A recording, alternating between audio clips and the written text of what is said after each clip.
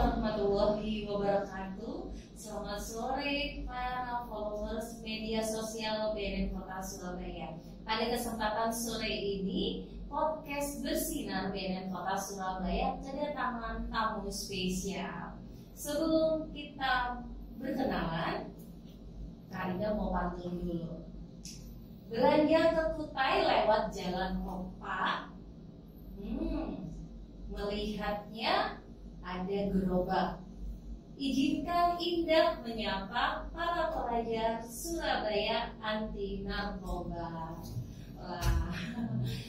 Dan pada kesempatan hari ini kita kedatangan tamu spesial pelajar Surabaya yang pastinya punya prestasi banyak sekali.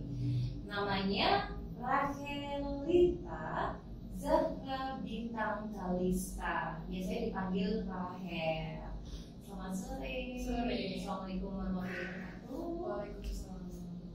Selamat datang di podcast Yo Bersinar ya. Saya panggil Ade ya, Ya. Oke, Ade Rahel ini sekolahnya di mana? Tahu nggak kalian? Di SMP Negeri 37 Surabaya, khususnya di daerah Surabaya Utara. Gimana itu ya? Di Kalianyar. Di Kalianyar. Oke. Rumahnya di Wio. di Riau, tepatnya di Lubrik ya. Iya. Oke. Tanggal lahir 7 Agustus 2008. 2008. Masih muda banget ya. Ya, Rahel ini punya hobi menulis dan mempelajari hal baru, memasak ya. Kemudian hal barunya positif. Nah, positifnya itu seperti apa? Jadi mempelajari hal baru dan yang positif dan bermanfaat itu bisa dibilang hobi kan ya. Hobi ya. Jadi positif itu dalam artian apa ya? Yang pastinya nggak negatif. Yang pastinya itu bermanfaat buat kita, buat diri sendiri, buat lingkungan seperti itu. Buat diri sendiri. Dari hobi itu sampai sekarang, pengalaman apa saja yang sudah diterapkan di dirinya di Rahel dari hobi tadi? Dari hobi tadi, alhamdulillah ya, secara prestasinya itu lumayan. Seperti menulis, sudah keluar 3 buku. Yang pertama itu ada novel, judulnya itu Your Fear to the Unseen, yang artinya itu ketakutan kepada yang tidak terlihat. Dan juga buku komik yang judulnya itu kunci juara kelas. Sama yang terakhir itu ada kumpulan cerpen gitu. Wow, sudah ada 3 judul buku ya. Yang cerpen tadi judulnya apa? Yang cerpen tadi itu tentang kayak pelajar Surabaya mulai pelangi gitu. Pelangi. Kita akan kupas satu-satu ya. Jadi 30 menit ke depan ini kita akan pengen tahu sih sosoknya adik Rahel yang sudah cantik, soleha, punya prestasi yang banyak, kemudian bagaimana dia memajukan sekolahnya. Nah, dari pengalaman dulu nih, SD-nya di mana? Di SD Muhammadiyah 22 Surabaya. Di mana itu? Di Kematen, Di Kematen, Kecamatan Karangpilang. Oh, di Kecamatan Karangpilang.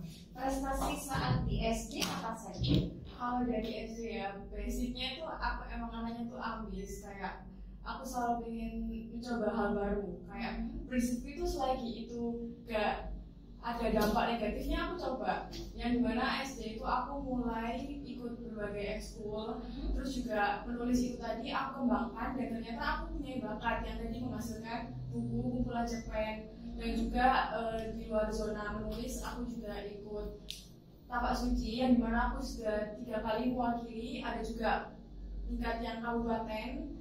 Alhamdulillah ada dua kali juara 1 sama juara 2 1 kali. Alhamdulillah. Wow, prestasi tapak suci ya, bela Iya. diri. Iya. Nah, yang diikuti itu tingkat apa?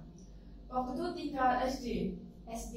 Iya. SD-nya di kota Surabaya atau melalui cabang? Biasanya kan seperti itu. Waktu itu Surabaya 2 kali sama cabang 1 kali.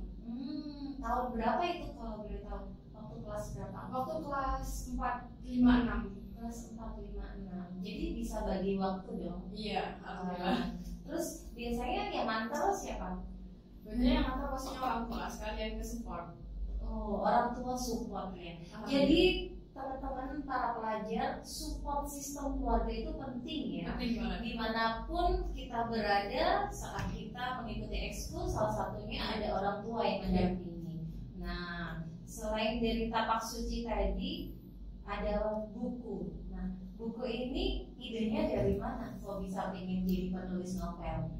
Mungkin itu ya, mungkin jadi awalnya itu aku anaknya suka ngarang, kayak aku lagi diam itu aku bilang apa ya, mikir alur cerita gitu, pokoknya ngarang iseng-iseng aja sebenarnya. Terus kenal yang namanya crossword, terus aku iseng tuh yang awalnya kata-katanya itu gak bisa bedain tanda baca ini dimanfaatin di mana, penulisan kata yang bisa dibilang gak formal, campur aduk. Terus akhirnya selama dari SD aku belajar, aku otodidak, aku gak ada les gitu, aku belajar dari YouTube, dari Instagram, gimana sih nulis yang benar, definisi sempurna itu seperti apa. Akhirnya aku terapkan, aku pelajari gimana penulis-penulis hebat itu bisa menciptakan bukunya dalam bentuk fisik. Terus ternyata mereka caranya adalah menerbitkan, kirim ke salah satu penerbit. Ada juga kan yang sampai kirim ke 100 penerbit dan ternyata ditolak semua. Terus baru pokoknya mencoba terus, baru bukunya itu berhasil diterbitkan. Wow, keren loh. Jadi penulis novel. Penerbitnya dari mana kalau boleh kakak tahu? Waktu itu ada penerbit Cahaya Melangi Media, terus juga aku ini lagi proses kirim ke penerbit-penerbit yang ibaratnya sudah namanya sudah besar seperti Grasindo seperti itu. Novel to the Asia. Jadi tadi penerbitnya dari mana? Kota Surabaya atau dari luar kota? Itu dari luar kota. Luar kota. Di mana itu? Kurang tahu, soalnya itu online itu katanya.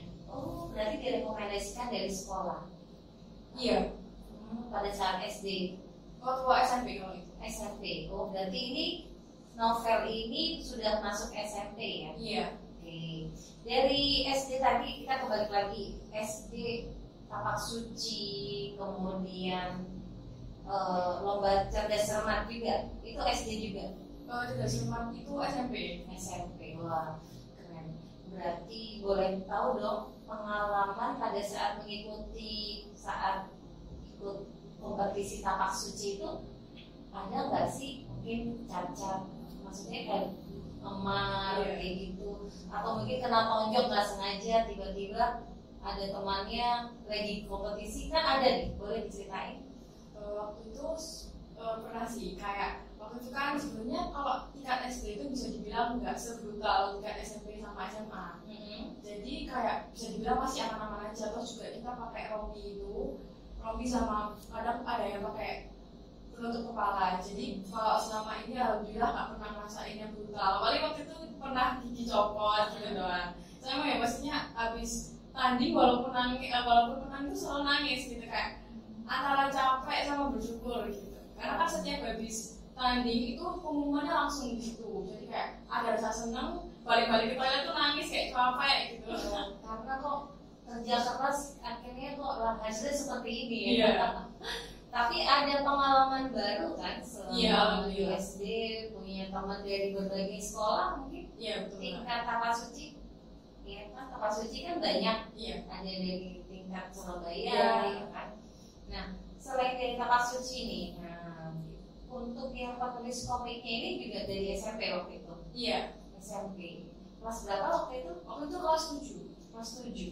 Itu ide sendiri atau ada yang memberikan motivasi pada saat itu? Itu kembali lagi waktu awal aku baru kenal penerbit. Jadi aku kenal penerbit dan ternyata penerbit itu kan nggak cuma cerpen, novel atau paragraf, cerita paragraf gitu. Terus ternyata ada komik, terus aku iseng kan. Dulu juga aku salah satu peminat baca komik waktu SD.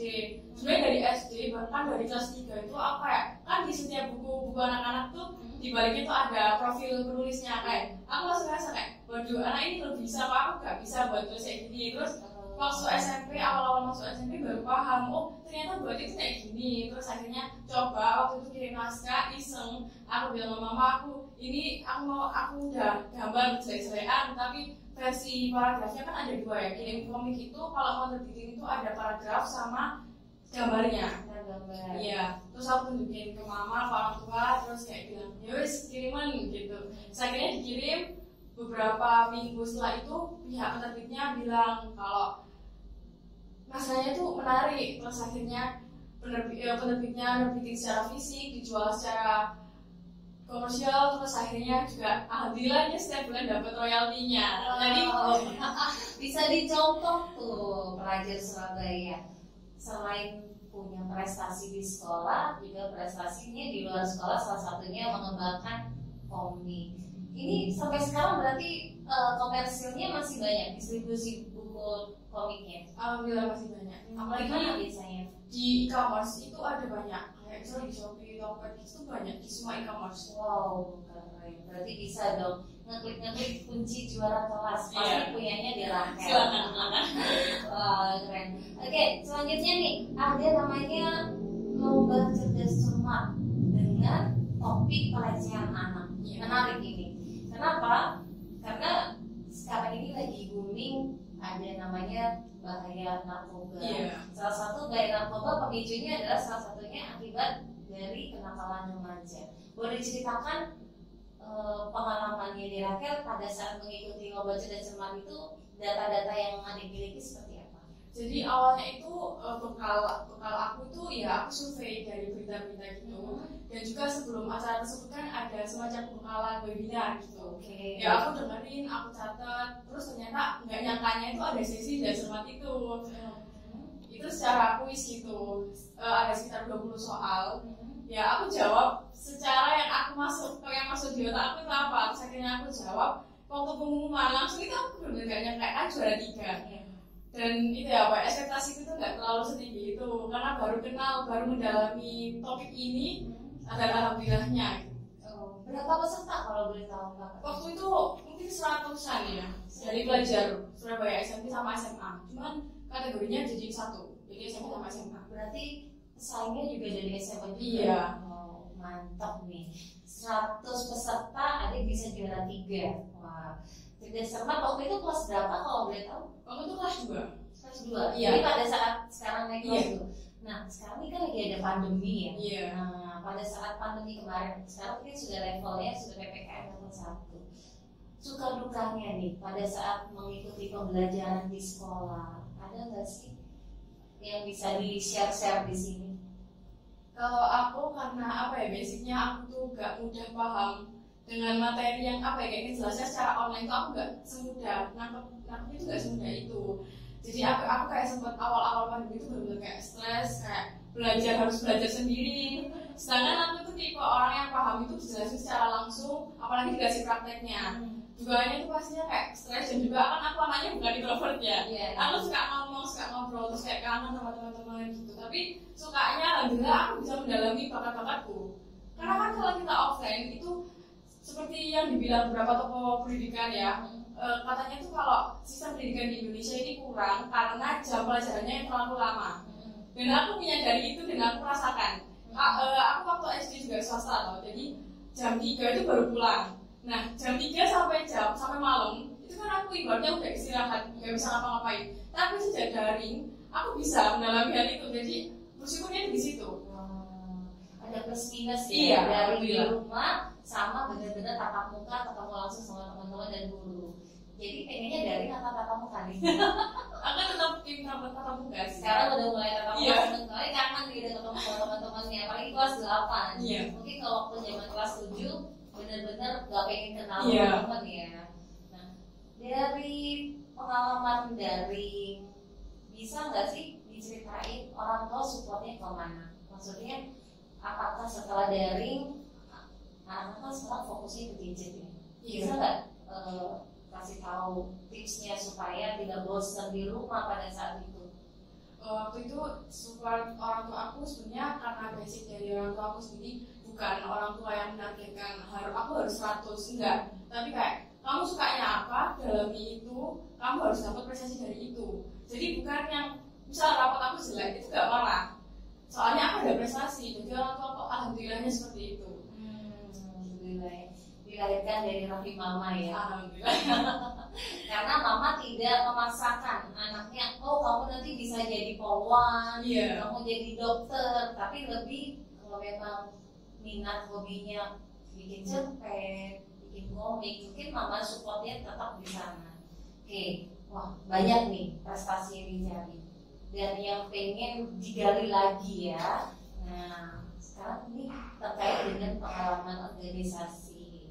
Bisa diceritain dong, ini ada proses TIK OSIS terkait dengan teknologi informasi dan komunikasi. Seperti apa yang bisa dilakukan pada saat ada yang jadi ketua sekdet ini?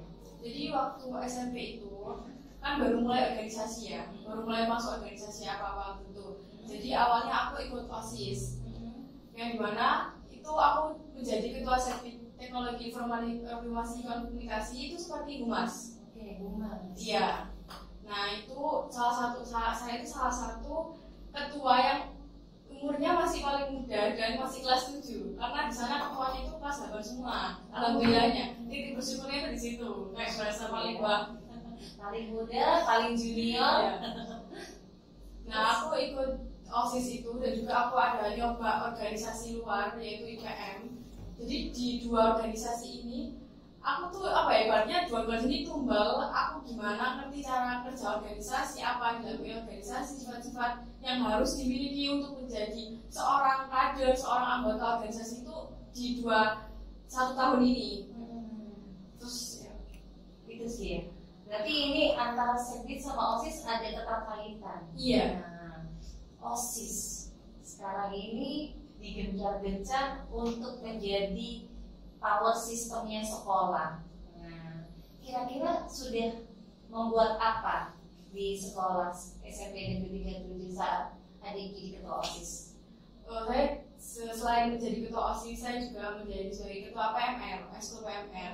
Jadi di mana untuk di bidang anti narkobanya ya, beberapa kali BNN kan juga sudah datang ke sekolah untuk sosialisasi secara online dan juga offline ya, dari tahun-tahun kemarin. Terus juga pastinya bentuk satgas anti narkoba. Terus juga kan sekolah ini tuh ada biata yang dimana ada pokja, salah satunya pokja UKS itu tadi. Pokja UKS tadi itu berkolaborasi dengan berbagai hal yang seputar mencegah anti narkoba ini tadi.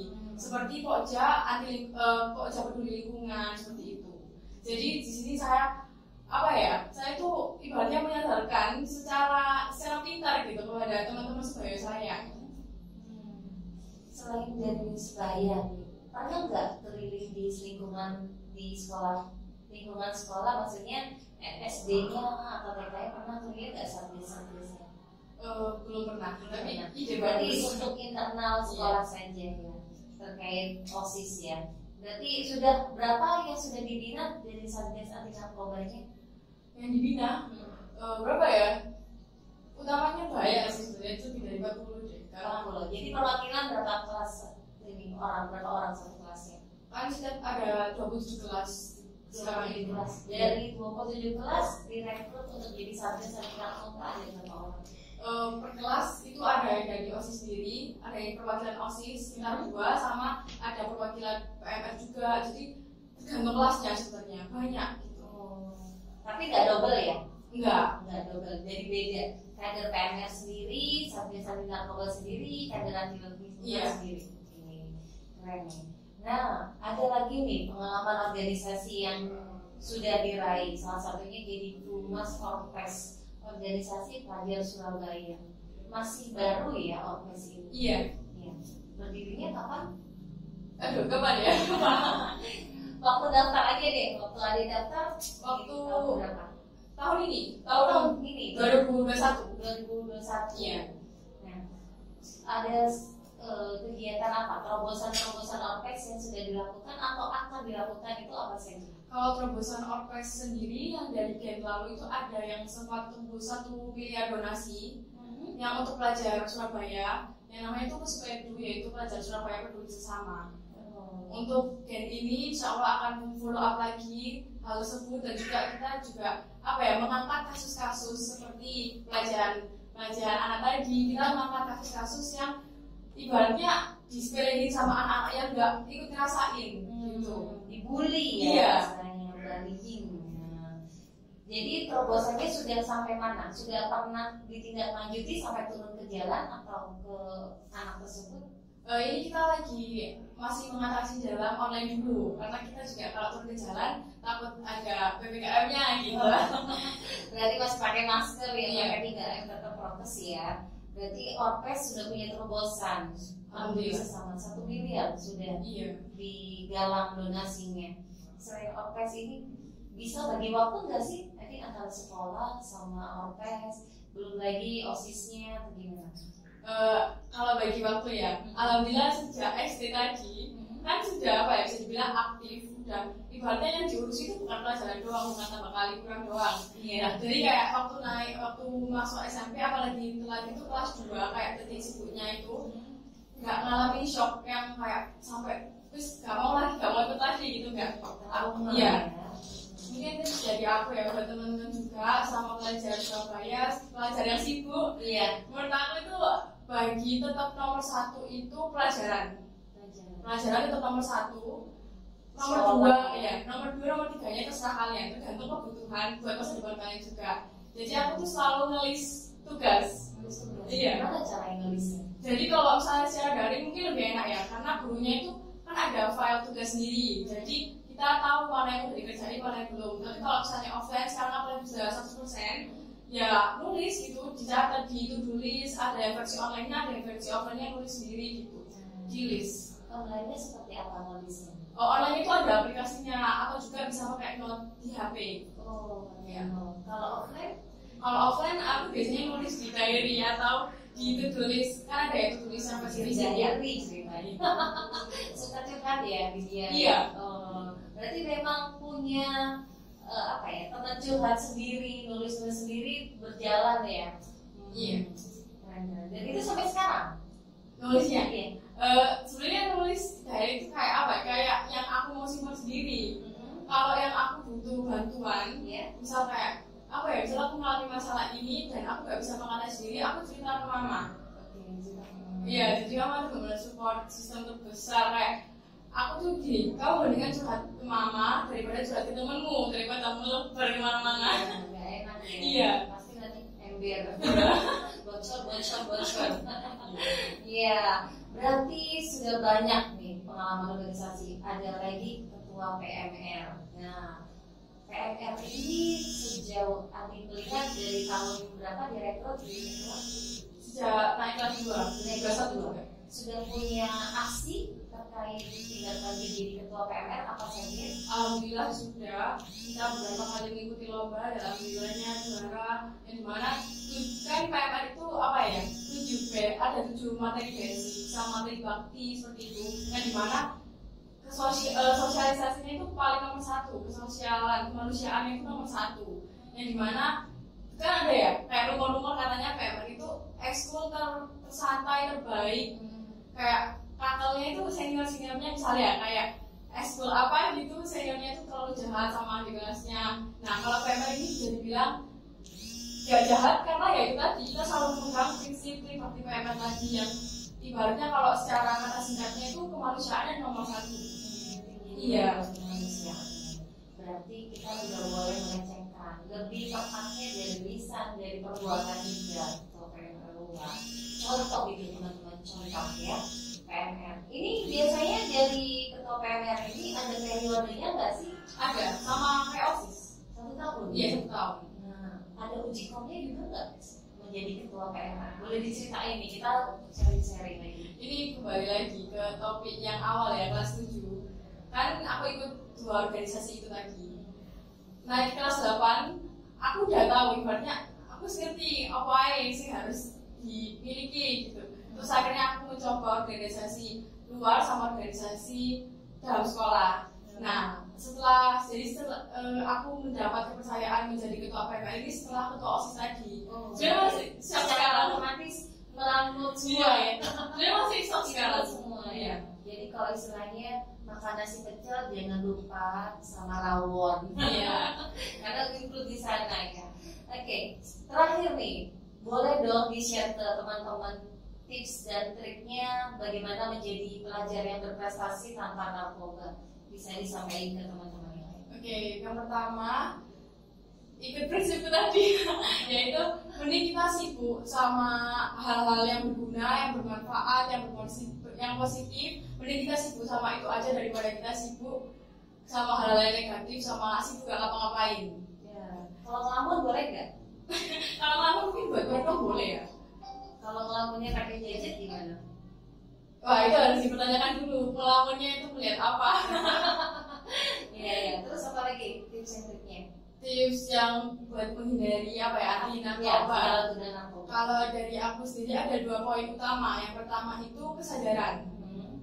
Karena kan kalau apa ya, ibaratnya kalau kita udah sadar penyalahgunaan narkoba itu bahkan bisa dibilang nggak ada positifnya loh. Iya. Kalau kita sadar ya pasti kita nggak akan coba gitu. Dan juga yang poin kedua, perhatikan lingkungan. Iya. Kira-kira agama perlu nggak sih untuk iman kita? Perlu juga. Jadi posisinya menurut Adit, agama perlu nggak punya teman-teman yang baik? Perlu support system juga. Jadi selain keluarga juga ada teman-teman pergaulan yang positif yang bisa membawa kita berprestasi. Baik, itu saja yang bisa kita tanya-tanya. Terima kasih Rachel udah datang ke sini ke BNN, sudah mau berbagi, sharing informasi ilmu yang bermanfaat untuk kita. Dan boleh saya tutup dengan kata-kata, ilmu itu bukan apa yang dihafal, tapi apa yang dimanfaatkan. Ini menurut Imam Syafi'i. Dan ditambah lagi, each generation has something different at which they are all looking. Artinya setiap generasi memiliki sesuatu yang berbeda di mana mereka semua bisa melihat. Terima kasih atas waktunya buat Adik Rachel, dan terima kasih buat teman-teman yang masih setia nonton podcastnya Bersinar BNN Kota Surabaya. Akhirul kalam, saya Indah menutup dengan kata-kata dari pasar lalu ke kandang, lihat bunga cantik dan mekar, narkoba buat masa depanmu melayang. Jadi jadilah pelajar agar tahu bagaimana Surabaya lebih bersinar. Wassalamualaikum warahmatullahi wabarakatuh. Terima kasih.